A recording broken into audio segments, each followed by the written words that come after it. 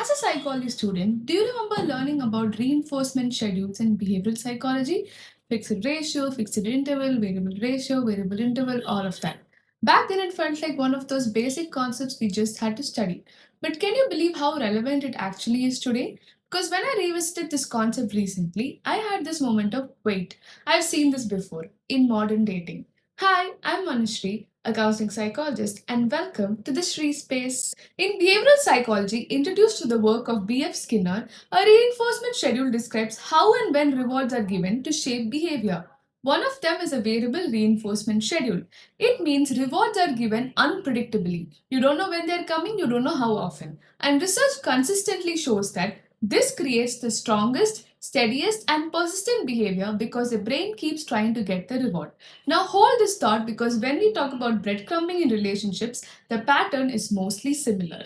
Breadcrumbing is when someone gives you inconsistent attention, not enough to build security, but just enough to keep you emotionally invested.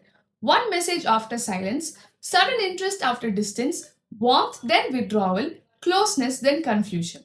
When affection responses or emotional availability is given unpredictably, the nervous system stays engaged. Not because the relationship feels good, but because the reward is uncertain.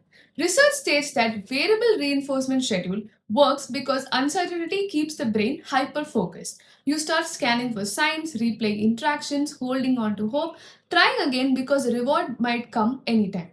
And gradually, the brain starts associating inconsistency with connection. This is why people often say, I don't know why I couldn't walk away, or it wasn't enough, but it was just enough. That's not lack of insight or willpower, that's conditioning.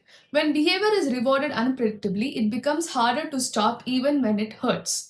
Therefore, when you see breadcrumbing through this lens, not just as romance or mixed signals, but as a variable reinforcement pattern, it starts making psychological sense. So maybe the question isn't why do people get attached to inconsistency, but instead, what does repeated unpredictability train us to accept as love? What do you think? Let me know your thoughts in the comments. Bye.